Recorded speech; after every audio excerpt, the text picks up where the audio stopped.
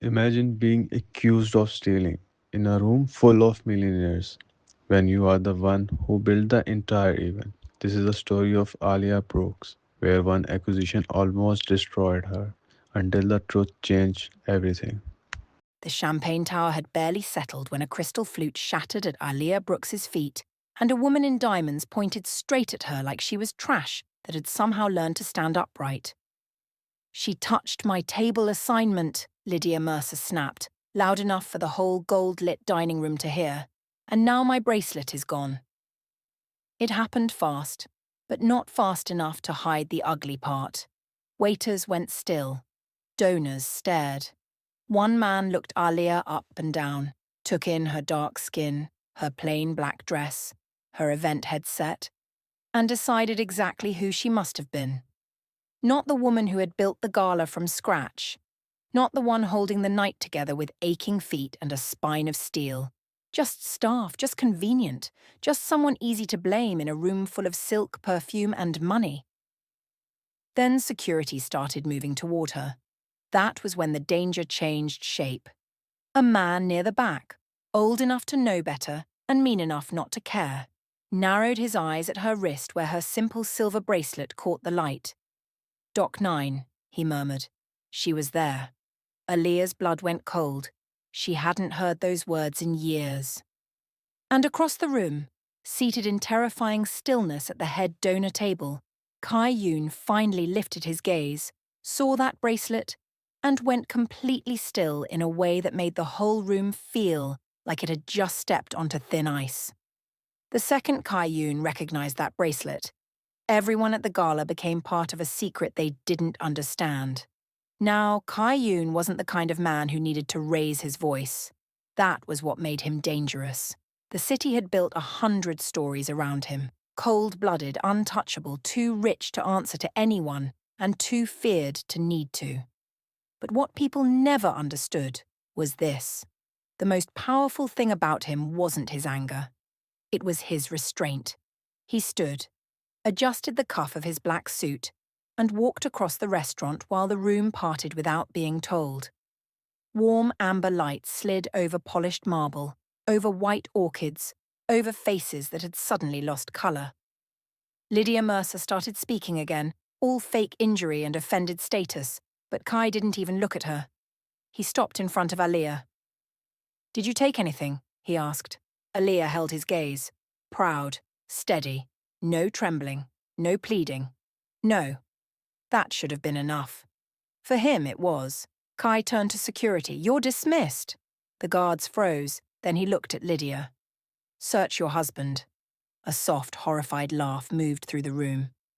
Lydia's husband went red, then furious, then panicked when a server, hands shaking, pulled the missing diamond bracelet from the inner pocket of his tuxedo jacket. He'd hidden it there to manufacture drama, maybe for insurance, maybe for attention, maybe because cruel people got bored easy. Kai gave him one flat look. "You embarrassed my guest." Aaliyah blinked. Guest. Public power reversal number 1 landed so quietly it felt surgical.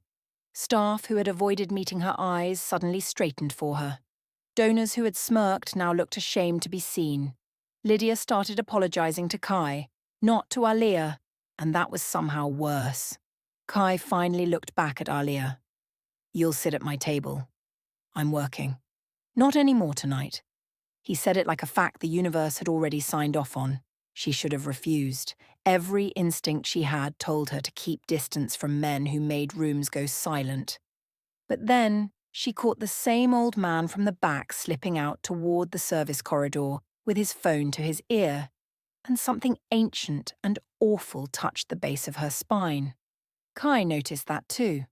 When he escorted her to the head table, his hand never touched her body, only hovered near her back, respectful and alert.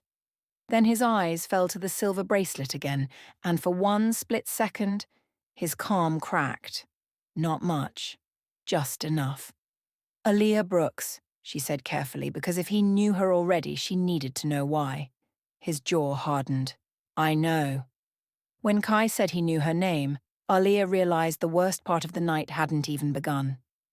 By the time the gala ended, rain had started needling the city windows, and Aaliyah was back in her apartment with takeout containers on the tiny kitchen counter and the soft, lived-in smell of detergent, cocoa butter, and chicken soup hanging in the air. The place wasn't fancy. Worn sofa, scratched table, a lamp that only worked if the cord got twisted just right. But it was hers, and every inch of it had been earned. Her daughter Naomi looked up from a colouring book and ran straight into her arms. That little girl was 6 years old, all bright eyes and sharp questions, with a dignity that felt older than her years. Aaliyah kissed her forehead and breathed. Really breathed. Whatever had happened in that restaurant, this was the centre of her life. Not silk tablecloths, not rich people with poison in their teeth. Not Kai Yoon. Naomi touched her mother's wrist. You wore Grandma's bracelet. Aaliyah glanced down at the silver circle, dull from years of use, one side faintly scratched where the clasp had once been replaced after that terrible night long ago. I always do when I need luck. Naomi smiled. Then you brought the house luck too. If only. Across town, Kai sat in a penthouse so quiet it felt carved from shadow. The city glittered below him, all cold windows and moving headlights. One of his men spoke softly near the bar, reporting names, times, calls made from the gala. The old man who had recognized Aaliyah worked for Min Seok Han. That name reached the room like smoke. Min Seok had been part of Kai's past for too long. Trusted once. Never again. Kai rolled a small object over in his palm, a broken silver clasp he'd kept for 7 years. The match to Aaliyah's bracelet. He had ripped it loose the night he carried her through gunfire at Dock 9. The nightblood and rain and sirens had swallowed half the city. He had told himself he stayed away to keep her safe. He had repeated that lie until it almost sounded noble. Then one of his phones lit up. A photo came through. Naomi outside her school that afternoon laughing beneath a yellow umbrella. Attached was a message. So the ghost had a child. Is she yours or just your weakness? Kai's expression didn't change. That was what made his men go pale. The moment Min Seok reached for Naomi, the war stopped being about the past and became brutally personal. The next morning smelled like wet pavement and burnt coffee. Aaliyah arrived at her event firm, already tired, only to find half the office pretending not to stare and the other half enjoying themselves too much to hide it. Her boss, Richard Vale, had called an emergency meeting, which usually meant somebody weaker was about to be fed to somebody richer. He didn't disappoint. In the glass conference room, with assistants hovering and phones angled for secret recordings, Richard folded his hands and told Aaliyah the Mercer incident had damaged client confidence. He used that smooth corporate tone people loved using when they wanted to punish the right person for the wrong reason. He said the firm needed distance. He suggested maybe she hadn't been the right fit for rooms at that level. At that level. Aaliyah sat there in a navy blazer she'd bought on sale, heard every coded insult and kept her shoulders back. I protected your event all year, she said. You're firing me because I was convenient. Richard gave a weak smile. Let's not make this emotional. The door opened. Kai Yoon walked in with 2 attorneys, and a silence so complete, even the air seemed to draw back for him. Richard stood so fast, his chair snapped against the wall. Kai placed a contract on the table. You sold your premium accounts to my foundation 30 minutes ago, Richard blinked. What? You signed it, one attorney said, eagerly. Kai looked at Aaliyah, and only then did the room understand they had mistaken the centre of gravity. Ms. Brooks won't be leaving. She'll be running every major event attached to my name from this day forward. If anyone here speaks to her with disrespect again, they can explain to their bank why their future disappeared in a single morning. Public power reversal number 2 didn't even leave a bruise.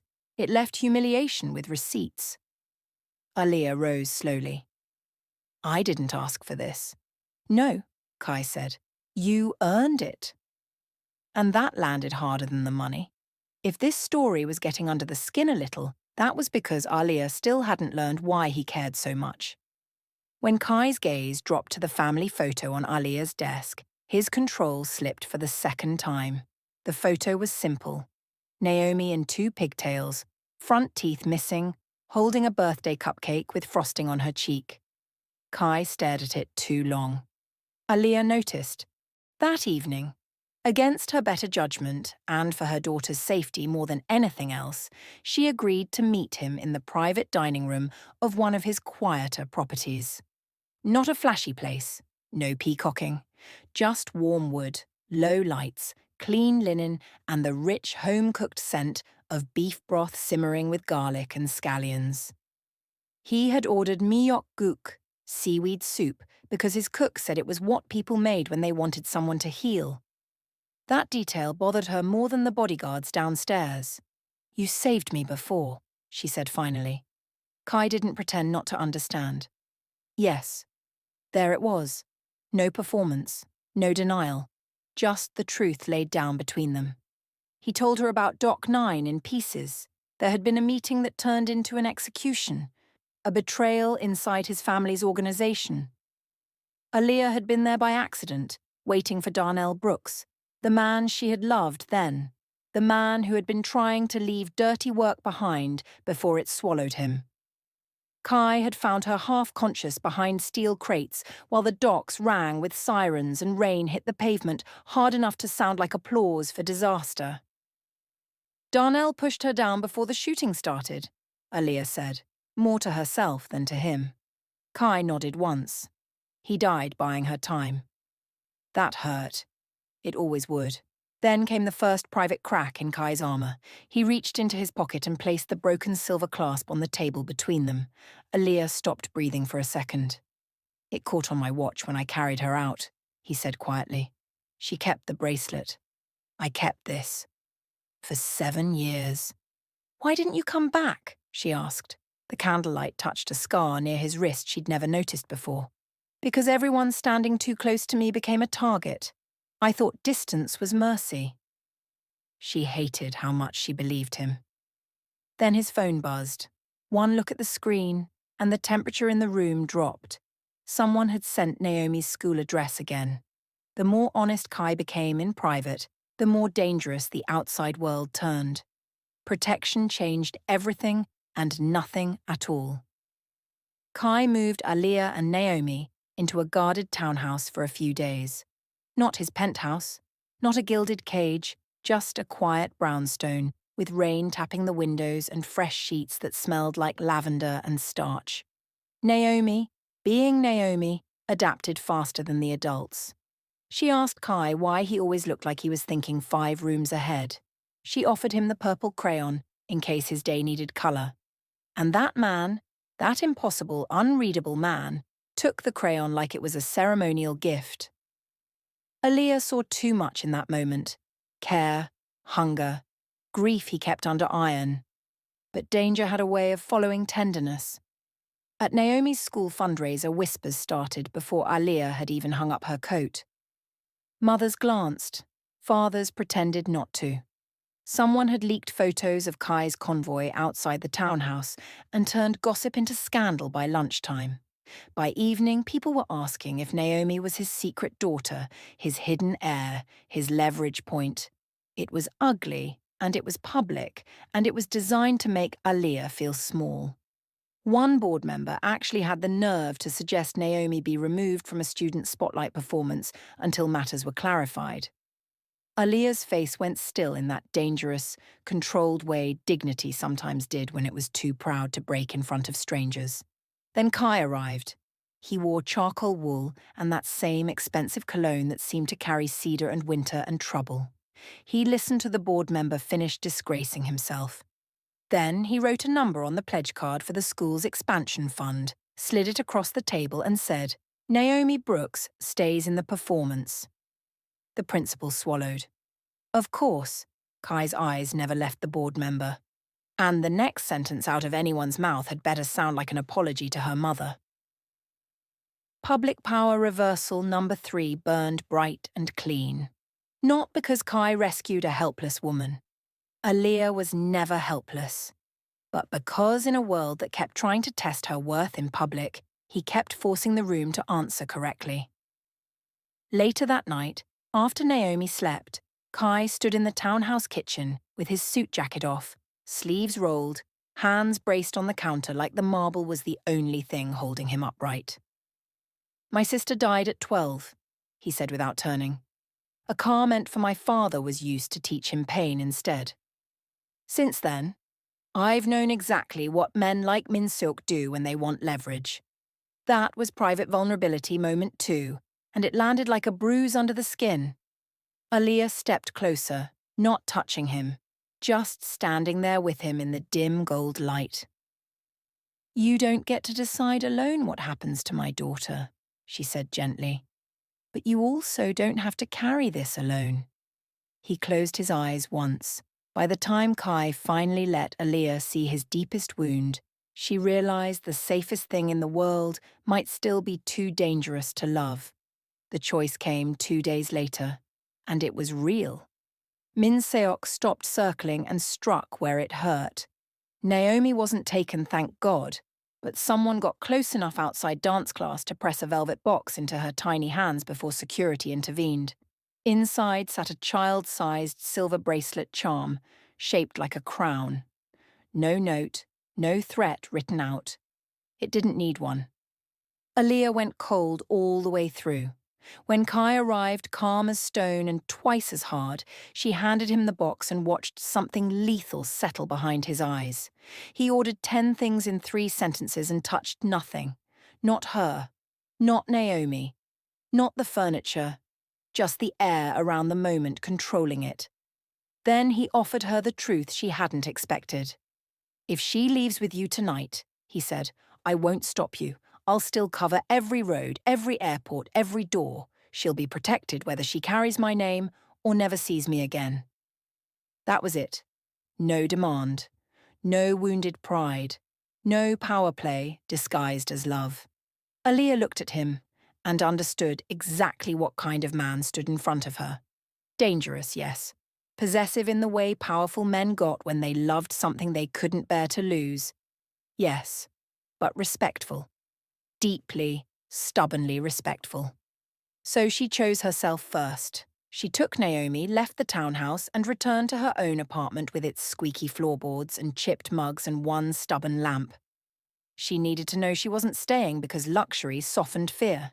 She needed to know that if she walked back toward Kai Yoon, it would be because he had earned a place in her life, not because danger had cornered her into gratitude. That night, rain traced the window again, and just before midnight, Aaliyah noticed Naomi had fallen asleep holding the old silver bracelet, not on her wrist, in her hand, twisted so the scratched clasp faced outward. A memory flashed, a signet ring, gold, heavy, scraping her wrist at Dock 9 before the bracelet broke. Min Seok had been there. The bracelet didn't just connect Aaliyah to her rescuer, it connected her enemy to the night everything was stolen. When memory came back, it came sharp. Aaliyah remembered a hand grabbing her arm at the docks, not to save her but to drag her. She remembered that ring carving against the silver. She remembered a voice saying, "Find the witness." Then another voice, lower and closer, cutting through the chaos with one word. "Gwen-chan-ha! It's okay," as Kai lifted her and ran. By sunrise, she was on the phone with Kai. He came alone. For the first time, he entered her apartment and looked almost out of place in it, all expensive wool and controlled power surrounded by faded curtains and a couch Naomi had turned into a blanket fort last week. But he didn't complain. He stood there like the room deserved reverence because it belonged to her. Aaliyah showed him the bracelet, the scratch line, the angle, the memory. Kai's expression changed by a degree. For him, that was an earthquake. "Min Seok told me that night the witness was dead," he said. "He buried every record after." "But I wasn't dead," Aaliyah said. "I was inconvenient." "And pregnant?" Kai answered, eyes flicking toward Naomi's bedroom, "which made you valuable if anyone realized Darnell died trying to get evidence out." There it was, the bigger truth.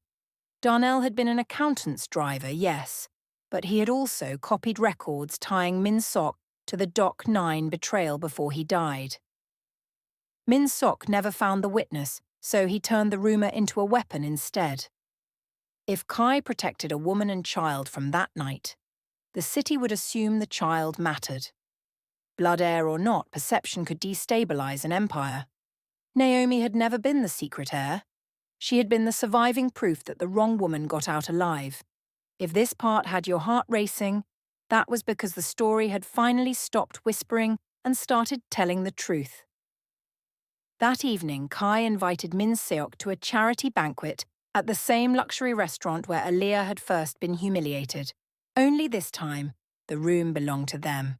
Min Seok walked into that banquet thinking he controlled the story, not realizing the bracelet had already betrayed him.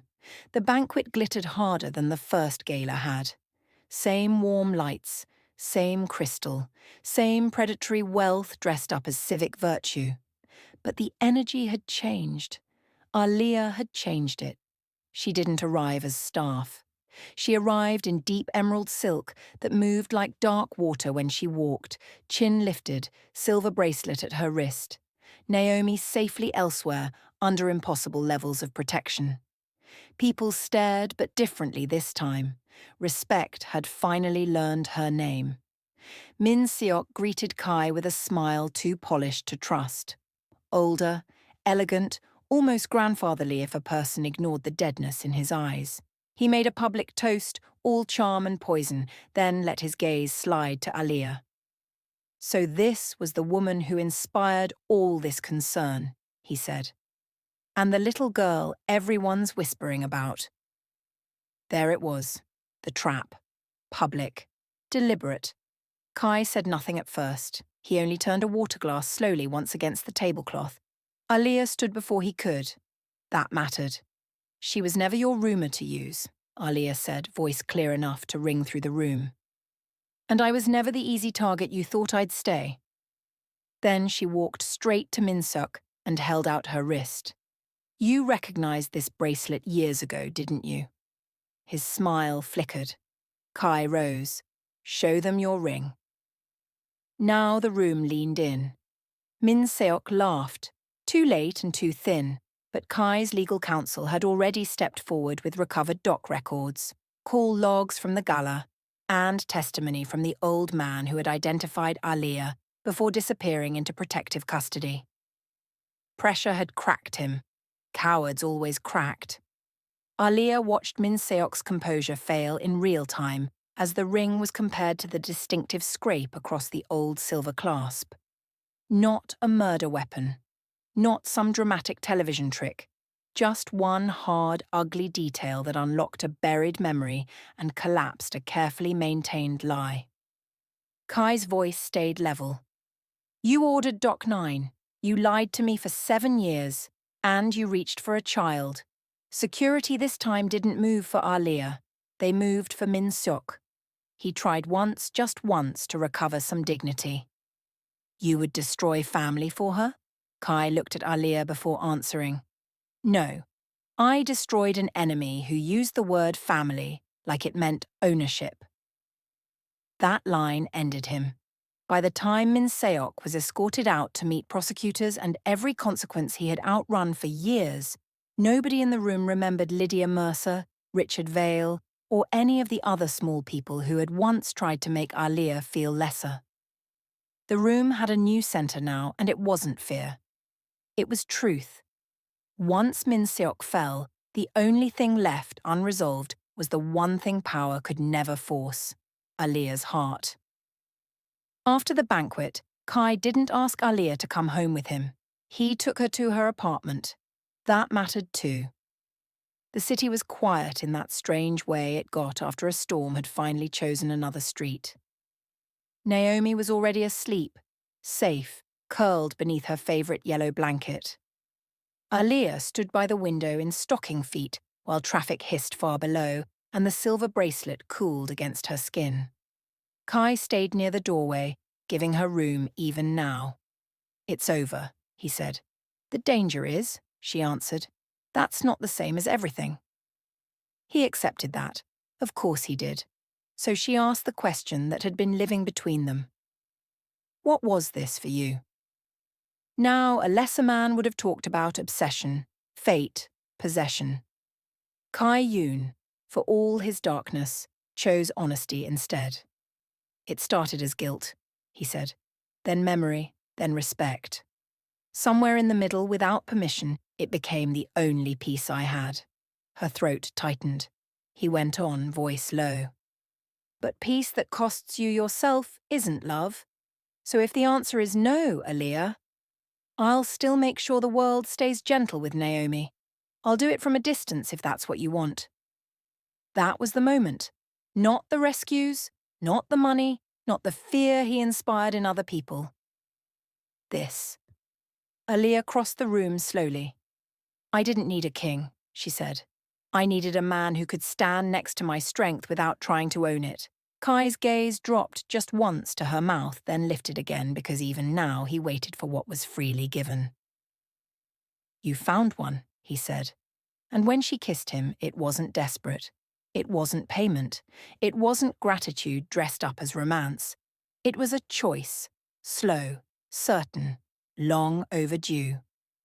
Later, with the city lights softened behind the curtains and Naomi murmuring in sleep down the hall, Aaliyah rested against him and listened to the steady beat under all that tailored control.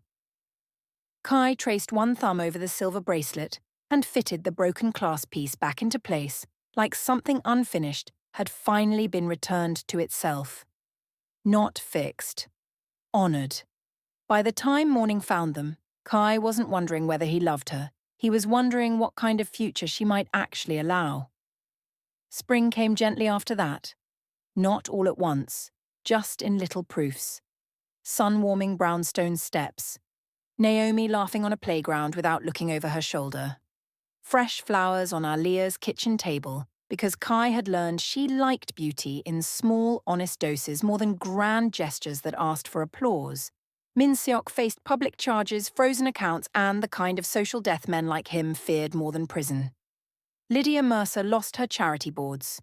Richard Vale's firm bled clients so fast people acted shocked, though nobody truly was.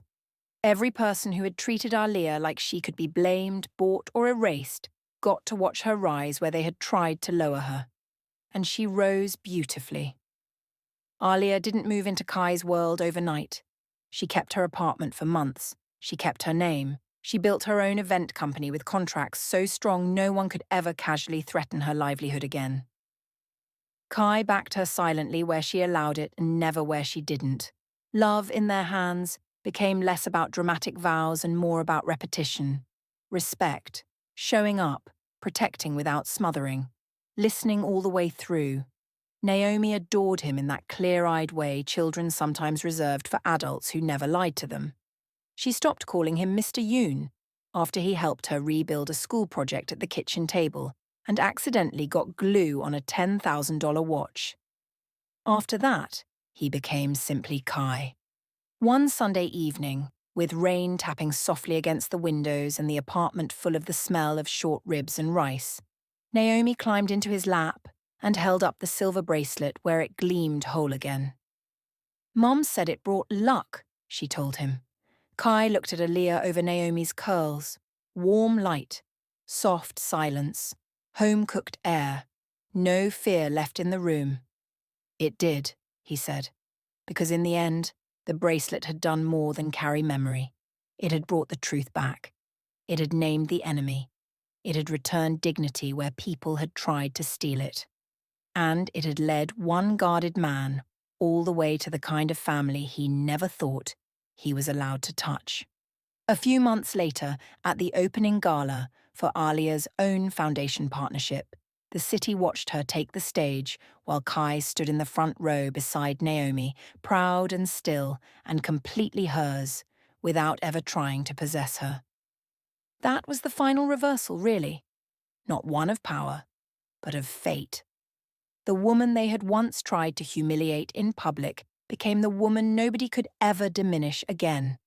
And the man who had once saved her in a night of chaos finally learned how to stay when the morning came.